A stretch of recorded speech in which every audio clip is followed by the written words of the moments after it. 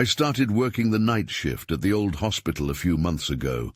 I took the security guard job to help pay for my criminal justice degree. On my first night, I thought it would be easy. Just sit in a building that had seen better days. Right? The soft buzz of fluorescent lights filled the air, and the linoleum floors were empty. But then, I heard it. The tap, tap, tap coming from the basement. At first I shrugged it off. I mean, the place was built in the 1920s. It had to make some noise now and then. I figured it was just settling. But each night, that sound got louder. And then I started to hear whispers echoing in the empty halls. I wondered if it was my tired mind playing tricks on me. Still, I felt a strange pull to go check it out. On the third night, the tapping grew constant and frantic. It felt like something was trying to get my attention. I stood at the top of the basement stairs, a chill creeping up my spine. My heart raced as I walked down. The air was cold, and darkness surrounded me. I looked around, but it was just shadows. Suddenly I felt it. Something was down there with me. I bolted back upstairs, trying to dismiss it as exhaustion. But when I returned for my next shift, I found an unlocked door that should have been secured. Inside was an empty ward. The hospital bed looked like someone had just gotten up. The blankets were rumpled. My stomach dropped as I checked the sign-in sheet. I was alone that night. I backed away from the room, the whispers intensifying around me. It felt wrong. I began to hear those voices more often, muffled like people talking through a wall. I felt my nerves fraying. Was I losing my mind, or were the ghost stories true? I thought about talking to my supervisor, but didn't want to sound crazy. I was stuck between dread and curiosity. I wanted answers, but dreaded what they might be. I thought about going back to the basement again, but I hesitated. What if something wanted to communicate?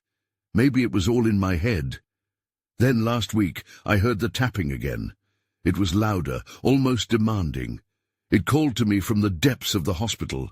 I froze, unsure of my next move. The whispers echoed through the empty halls. My heart was pounding. What would I find if I followed? Suddenly a noise startled me. I turned and saw nothing, just silence. But it felt like the hospital was alive, watching me, waiting for something. I took a deep breath and stood there, listening to the only sound, my quickened breath and the soft buzz of those fluorescent lights. The feeling of a presence lingered. I couldn't shake the feeling that I was on the edge of something dark. A part of me wanted to run, another part wanted to explore. I shifted my weight, looking down the dark hallway. Whatever was happening in that hospital, I knew I hadn't seen the last of it. I took another deep breath and stepped into the dark hallway. Shadows danced along the walls. The whispers now sounded clearer, almost begging. Curiosity nudged me forward, despite every instinct screaming to turn back. As I reached the basement door, my fingers trembled when I reached for the handle. The metal was cold, sending a shiver through me. Suddenly, the tapping erupted again, louder and more insistent. I turned the handle and pushed the door open, every inch of me screaming to stop. The basement was darker than I remembered. I flipped on my flashlight, the beam piercing the darkness. It swept over the concrete walls, revealing nothing but dust and old equipment. Then I saw it, a faint light glowing in the corner.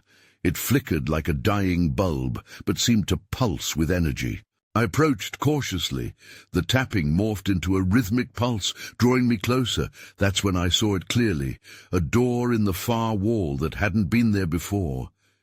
It was slightly ajar, the faint light spilling out like an inviting hand. My heart raced. I didn't remember this door from my previous shifts. Something compelled me. I felt drawn to it, as if the building was alive, guiding me. I reached for the doorknob, swallowing hard. Would this be the moment I'd finally get answers?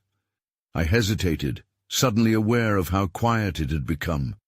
Even the whispers faded, replaced by a heavy silence that felt suffocating. As I stood there, my flashlight flickered. Panic rushed through me. I banged it against my palm, but all it did was dim even more. I was about to turn back when I heard a voice, soft, almost a whisper, yet unmistakably distinct.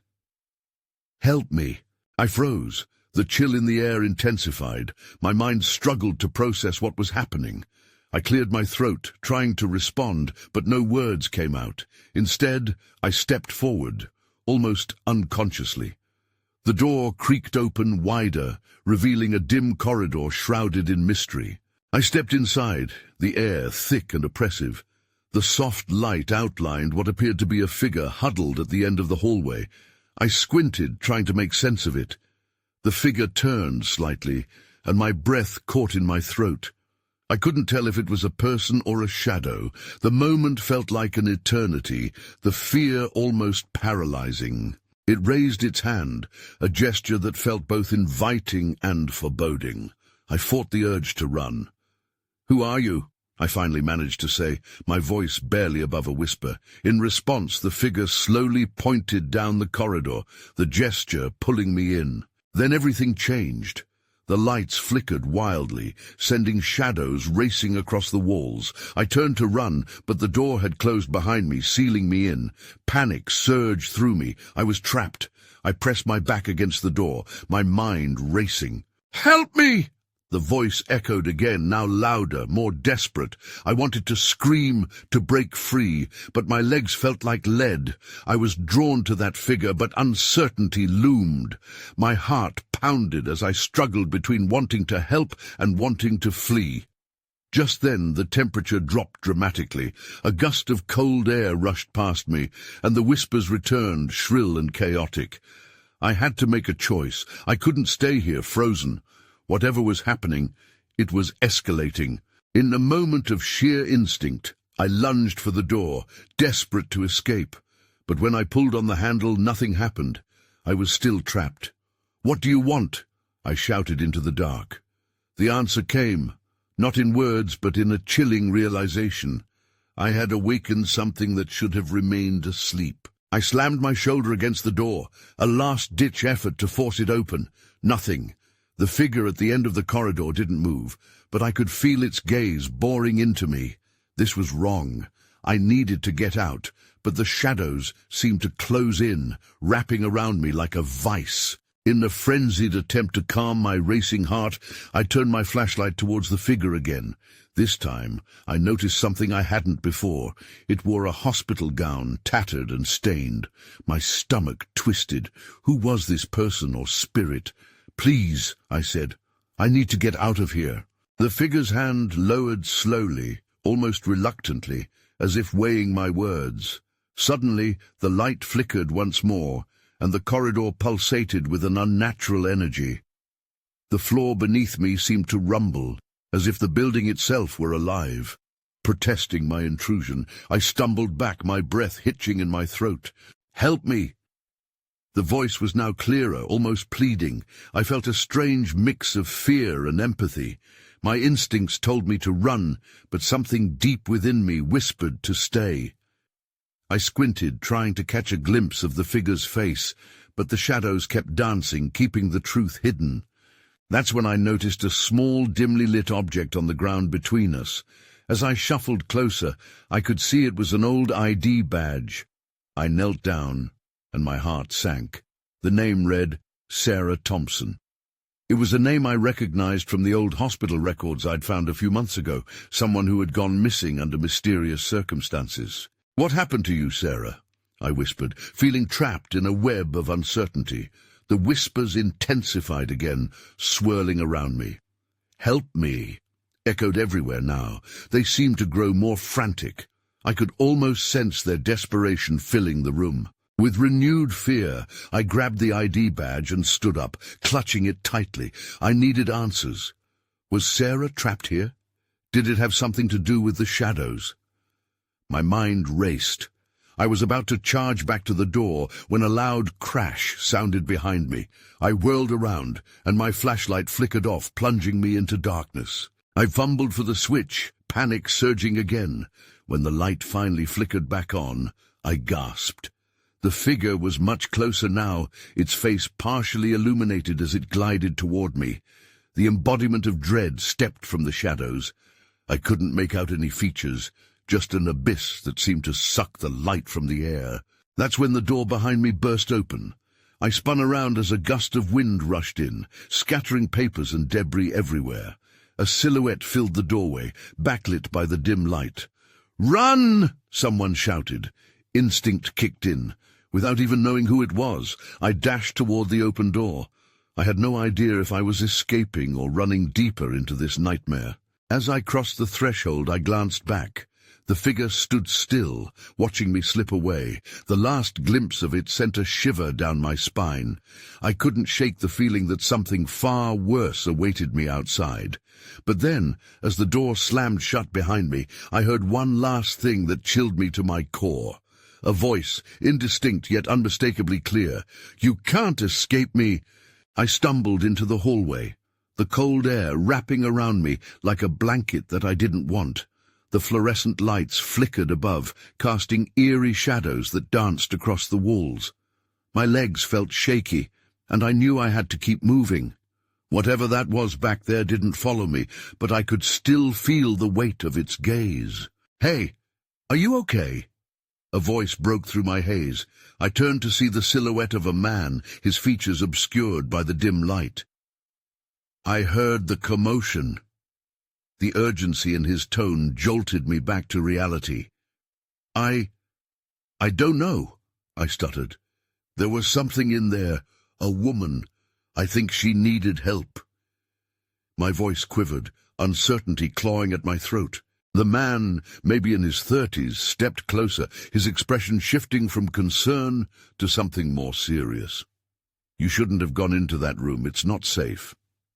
He glanced toward the door I just exited, apprehensive. "Listen, we need to get out of here. This place isn't what it seems." I didn't want to linger, but my curiosity burned brighter than my fear. "Who are you?" "Jack. I work security here." He glanced behind him as if expecting shadows to sprint towards us. "There are things in this hospital, things that shouldn't be. That room is a bad place." "Bad place? You're telling me that spirit is real?" "Spirit? You mean Sarah?" His eyes widened. "You've seen her." "Seen her? I don't know if that's the right word. I found her ID badge." I fished it out of my pocket and showed it to him. His expression shifted from surprise to grave concern as he studied the tarnished plastic. "Listen, we need to move," he urged, his voice low.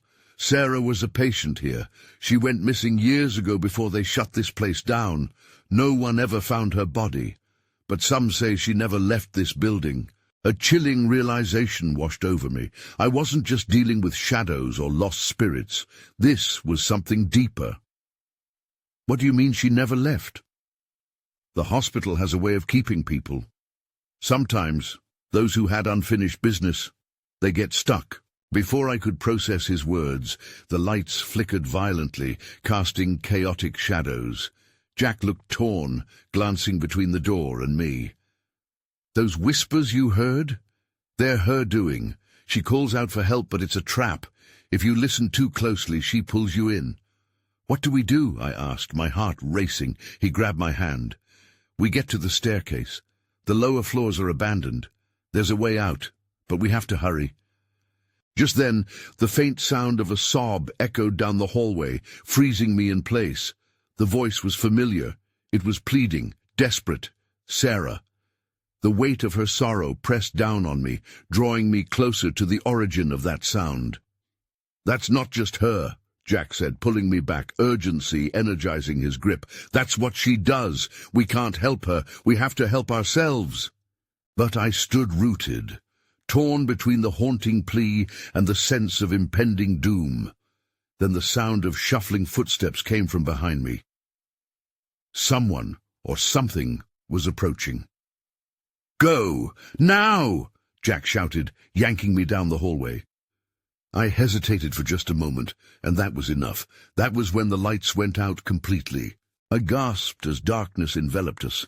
a suffocating blanket that swallowed the hallway whole. My heart pounded in my chest, echoing so loudly I feared Jack could hear it. I stumbled to keep up with him, his grip tightening around my wrist as he dragged me away from the door and toward the emergency exit. The shadows became alive with indistinct shapes, darting in and out of my vision. The stifled sobs faded, but their chilling impression lingered. Every step felt like a betrayal to Sarah's plea. "We have to help her," I shouted, jerking my hand free for just a moment. "No!" Jack's voice was sharp and steady, cutting through my confused thoughts. "You don't understand. She's not real anymore. It's a trick to lure you in." I hesitated, caught between compassion and fear, but the urgency in Jack's eyes snapped me back. "Right. Get to the staircase." I forced myself to follow him, panic setting in. The darkness warped the space around us. I could hear scuttling, like small feet skittering over the floor tiles. Jack led us to a large metal door marked stairs. He pushed it open and we rushed inside, the stairwell illuminated by a faint emergency light that flickered above us. "Keep moving," Jack said, his voice tense. I followed, my legs screaming from the effort as we hurried down the stairs. The air tasted stale, and I felt the weight of something heavy behind us, an unseen presence urging us to turn back. As we descended, the dim light revealed notes scrawled on the walls in frantic handwriting, words like "leave" and "don't trust them" blurred together. I stumbled at the sight. "What does this mean?" "It means we're not the first to see her, and we won't be the last," Jack replied, his voice grim. "We just need to get out before she finds us." Just then, a strong gust of wind swept through the stairwell, rattling the fire door at the bottom. I stopped, instinctively looking back. I half expected to see Sarah's terrified face peering up at us, but all I saw was swirling darkness. Jack pulled me forward, but a muffled scream echoed through the staircase, another cry piercing through the silence. "Did you hear that?" My voice shook. He nodded, urgency returning to his expression. "We can't look back. Keep moving." My legs felt like lead, and fear clawed at my mind. As we reached the bottom landings, the door swung open. Jack pressed against it, breathing heavily. "We have to push through." Then suddenly the ground beneath our feet trembled, and a smattering of loud bangs echoed from above us, loud and disorienting. I could feel the building shifting like it was alive. "Something's not right," I shouted as the light flickered violently, revealing a figure looming behind Jack. "Get down!" he yelled, throwing himself against me. That's when the flickering light caught a glimpse of the figure standing in the shadows. It wasn't Sarah. It was a man, and he was smiling. The man took a step forward, and the emergency light flickered again, making his features briefly illuminate. His smile remained unnervingly wide, almost unnatural. I couldn't look away, frozen by a mix of fear and disbelief. "Who are you?" Jack's voice was a low growl as he shielded me behind him. The man didn't answer. Instead, he tilted his head, eyes glinting like polished stones in the dim light. I edged closer to Jack, the warmth of his body offering little comfort. "What do we do?" I whispered, my voice trembling. "Stay behind me," he replied, tension lacing his words. "We need to get past him." The man chuckled, a soft, derisive sound that echoed against the walls. "Where do you think you're going?" He took another step forward, and the darkness shifted, as if responding to his presence. "Let us through," Jack demanded, his bravery masking the panic I could see flickering behind his eyes. The man raised a brow. "Oh, but the fun is just beginning." He gestured toward the stairwell behind him, where shadows began to swell and stretch as if alive. I bit my lip. "What does he mean? Fun?" Jack clenched his fists, glancing back at me, frustration clear on his face. "I don't know, but we can't stand here. Move to the side." Before I could respond, the man lunged, surprisingly fast. Jack shoved me to the right, and I stumbled into the wall, barely regaining my balance. Adrenaline kicked in, and I bolted down the dark corridor, my instincts screaming to escape. I could feel the air shift behind me, the man's presence now more tangible. His laughter followed me, weaving deeper into the darkness. "Run all you want! They're waiting for you!" My thoughts scattered like leaves in the wind. Who were they? I shot a glance over my shoulder and caught a flicker of movement, figures just beyond the edges of the dim light. They were watching us, the same unnerving smiles plastered on their faces. "Jack!" I called out, the terror spilling into my voice. "We need to find shelter." He sprinted after me, eyes darting nervously. "There has to be an exit around here." We veered left down another corridor, one illuminated by a few emergency lights that flickered sporadically. I caught fleeting glimpses of graffiti, horror-filled warnings painted in erratic strokes. "They won't let you go," one read. "Join us," another encouraged. "Keep moving," Jack urged, pulling me along. We reached a set of double doors at the end of the hall. I could hear a faint buzzing coming from the other side. Perhaps that was our way out. I pushed against the heavy door, but it didn't budge. Panic surged within me, and I slammed my shoulder into it, again and again. "Step back, I'll force it," Jack shouted, stepping in front of me. I could hear those laughter echoing closer, and the buzzing grew louder. A warning. "Don't!" I cried, grabbing his arm. But before I could stop him, he kicked the door. It swung open with a sharp creak, and we stumbled into a large room filled with medical equipment that looked like it had been trapped in time. That's when I saw it. A hospital bed, stained and abandoned, sat in the center. Strapped to it was a figure obscured in shadows. I froze, horror rooting me in place. I couldn't see the face, but I felt its gaze on me. Everything made my skin crawl as the whispering began. The whispers grew louder, curling around me like tendrils of smoke. Jack jerked his head toward the bed, his face pale. "What is that?" he whispered, eyes wide. I didn't know. I couldn't look away, though. The figure was bound to the bed, limbs restrained by cracked leather straps. I stepped closer, heart pounding in my chest. Shadows danced across the figure, revealing glimpses of something unsettling. An arm, a hand, the outline of a head, features obscured by darkness. Suddenly the buzzing intensified, a harsh electric sound that filled the room. It was disorienting. Jack grabbed my arm, urging me back. "We shouldn't be here," he said, his voice strained. I could see the fear on his face, mirroring the dread pooling in my stomach. "Who is it?" I breathed, inching closer despite the warning signals flashing in my mind. I needed to know, but as I reached out, the figure stirred, a low groan escaping its lips. I jumped back, colliding with Jack. "Did you see that?" I exclaimed, panic rising. The whispers turned into low murmurs, forming incoherent words. It felt like they were crawling inside my head. "What do we do?" Jack asked, and I could hear the tremor in his voice. He was scared. And so was I. Then, without warning, the lights flickered violently, plunging us into near darkness. My heart raced as the shadows twisted, shifting like malleable forms. That's when I heard it. A voice, not from the figure, but from outside the room. "Come back! It's not what you think!" The words echoed in a chilling tone, punctuated by laughter that was anything but friendly. "Run!" Jack shouted, pulling me with him as we stumbled backward. The figure on the bed writhed, and for a brief moment the shadows pulled aside, revealing a face that sent an icy spike of terror through me. It was gaunt, eyes wide and pleading, but filled with something dark, something alive. "We need to get out," I yelled, and Jack nodded, his grip tightening as we retraced our steps. But the way we came was already shifting. The hallway, once a straight path, now slanted and warped. "We're not safe here. We need to find another way," he panted, looking around frantically.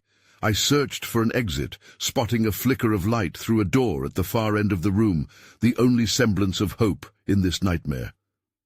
"There!" I pointed, and we dashed toward it, heart pounding in unison. As we raced, the laughter returned, echoing off the walls.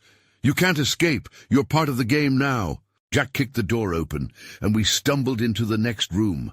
My momentum carried me forward, but when I turned to pull Jack inside, I froze. The door slammed shut behind him, sealing me in. "Jack!" I screamed, pounding on the wood. I could hear him shouting from the other side, but the laughter drowned him out. Desperation clawed at me. I was alone now, trapped in this nightmare of whispers and shadows. I pressed my ear against the door, heart thudding painfully. What were they waiting for? Just as hope started to dwindle, the whispers began again, clearer this time. "Welcome to the real fun." And then everything went dark. I woke up gasping for air, the darkness pressing against my skin like a heavy blanket. The room was silent now, but the lingering echoes of those haunting whispers still rattled in my mind. I blinked rapidly, trying to adjust to the dimness around me. I was on the floor, the door still solidly closed behind me. "Jack?" I whispered, hoping for an answer. Nothing came. I felt the panic rise like bile in my throat. Where was he? My heart raced as I scrambled to my feet, taking in my surroundings. The room was small, narrow, and lined with dusty cabinets filled with rusty metal tools and empty glass vials. The stale air smelled of decay. I paced the tiny space, searching for a way out. The only other exit was a small window high above the floor. I looked up, but the glass was grime-streaked and sealed shut. "No," I muttered, frustration boiling over. I couldn't stay here. I needed to find Jack. I turned back to the door, hands trembling. I could still hear his voice in my head, urging me to run. I pressed my ear against the wood, listening intently for any sound from the other side. There was only silence. My mind raced, conjuring terrifying images. Then in the stillness I heard it, a soft scraping sound, a light rustling. It was coming from behind the door. "Jack!" I said again, louder this time. I stepped back, heart pounding, my instincts screaming at me to be careful. The scraping grew louder, frantic. There were no shouts now, no laughter, just that eerie rustling, almost like nails dragging against the door. I backed away, fear curling in my stomach. Suddenly the whispers returned. "Let him go. He doesn't belong to you." The voice was low, mocking, and it sent shivers racing down my spine. I stumbled back, bracing myself against the cold wall as I tried to process what was happening. The scraping stopped. A moment later the door rattled violently, and I fell backward, landing hard on the floor. The handle twisted, and I held my breath, both terrified and desperate to know what awaited me. The door creaked open slowly, revealing a hallway shrouded in shadows. "Jack?" I called out, my voice barely a whisper. Just then, a figure emerged from the darkness, a silhouette harder to see than the shadows around it. My heartbeat thundered in my ears as I scrambled back, pushing myself against the wall. This wasn't Jack. The figure was tall, hunched, with a tangle of dark hair hanging down to its shoulders. It moved closer, and I could see the faint outline of a twisted grin beneath the dark. I froze. "What do you want? Where's Jack?" I shouted, but the figure just laughed, a hollow, cruel sound that echoed through the hall. "You shouldn't have come looking for him," it hissed, and before I could react, it lunged forward, grabbing for me with long, skeletal fingers. I scrambled to my feet, adrenaline flooding my veins. I bolted down the hall, ignoring the pain as I pushed through the darkness, desperate for a way out. The laughter followed me, mocking my every step. "You can't escape!" Then I saw it, a glimmer of light at the end of the corridor. But just as I made my way toward it, the whispers rose once more. Then it all went black again. I woke up on the floor again, disoriented and gasping. The dark was thick around me, but the whispers were gone. They had left a chilling silence that suffocated my senses. I picked myself up slowly, my heart still racing. Where had I gone? Where was Jack? This time I didn't waste a second. I took in the corridor around me, the walls lined with peeling paint and doors that looked like they hadn't been opened in years. The sense of dread was palpable. I had to keep moving. I breathed deeply, trying to calm down. The glimmering light was still ahead, brighter now, calling me like a beacon. I sprinted toward it, but my feet felt heavy as I ran. I couldn't shake the feeling of dread following me, lurking in the shadows. As I reached the end of the corridor, I discovered it led to a staircase going down. The light spilled from below, a warm glow that seemed welcoming compared to the cold dread behind me. My curiosity piqued. Where did the staircase lead? What if Jack was down there? But as I gazed at the steps, a cold shiver went down my spine. A sound echoed up the stairs. It was unmistakable, soft, disjointed crying. It was faint, but it clawed at my heart. "Jack!" I called again, hope igniting in my chest. The crying grew louder, morphing into quiet sobs that chilled me to the bone. I hesitated, the warmth of the light struggling against the cold, dark space I had just escaped. Who was down there in the depths of this place? I took a deep breath and began my descent, each step creaking under my weight, as if warning me to turn back. Halfway down, the sobbing stopped abruptly.